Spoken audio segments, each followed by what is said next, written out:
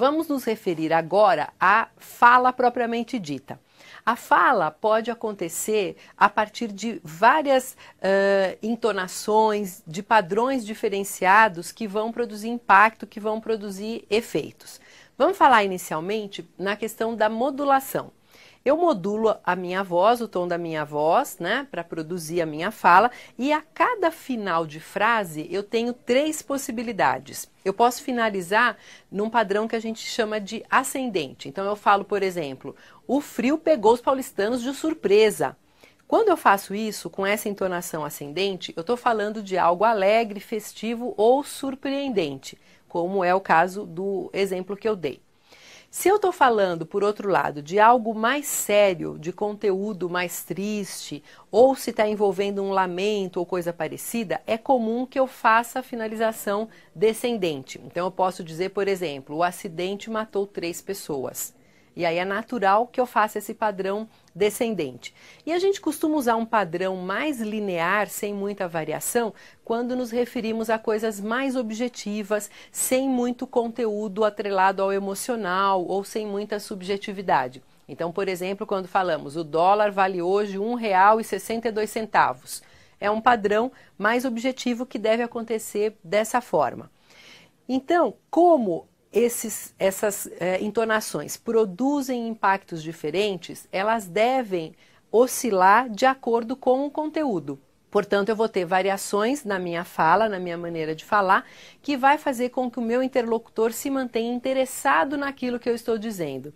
Algumas pessoas tendem a viciar num determinado padrão. E aí essa forma engessada, previsível, ela passa a chamar mais a atenção do que o conteúdo que a pessoa está utilizando eventualmente na sua comunicação. O importante é que haja essa variação. Por exemplo, se eu falar mantendo sempre o mesmo padrão, o frio pegou os paulistanos de surpresa, as pessoas estão pegando os agasalhos nos armários, a previsão indica tempo ruim. Eu vou me tornar muito chatinha de falar dessa forma, porque isso é previsível e tudo que é previsível deixa de produzir interesse em quem está nos vendo.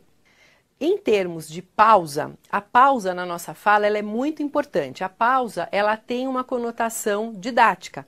Então eu faço pausas para garantir que as pessoas que estão me ouvindo estão entendendo aquilo que eu estou dizendo. Portanto, quanto mais eu julgo o meu interlocutor necessitado de explicações, mais pausas eu vou utilizar. Quanto mais eu identifico que ele tem facilidade para me entender, a tendência é que eu utilize menos pausas. A gente deve dosar essas pausas para que a gente atinja de maneira eficiente o nosso interlocutor, separando blocos de significado, para que ele realmente tenha a oportunidade de acompanhar o nosso raciocínio. Não é interessante truncar uma informação sem que ela tenha sozinha um significado. Portanto, assim, não é comum a gente utilizar as pessoas voltaram para casa. A hora que eu uso essa pausa inadequada aí, o segmento as pessoas não tem significado nenhum. Portanto, quem me ouve vai perceber que tem alguma coisa de artificial na minha maneira de falar, na minha forma de me colocar. Se eu uso pausas excessivamente, eu posso passar para o meu interlocutor a impressão que eu acho que ele precisa de muito auxílio para me entender e ele pode se sentir desconfortável. Se eu digo, as pessoas voltaram para casa e perceberam que lá não havia ninguém. É muito chato ouvir uma pessoa falando desse jeito, pausando tanto. Por outro lado, se eu falo sem pausa nenhuma, eu passo a impressão que eu não estou nem aí com a compreensão do outro. Então a pausa é um elemento importante e deve ser utilizado para marcar a importância dentro do discurso. Toda vez que eu faço uma pausa, é como se eu colocasse um holofote na informação que vem a seguir. Portanto, é um recurso que deve ser utilizado, mas nos locais corretos.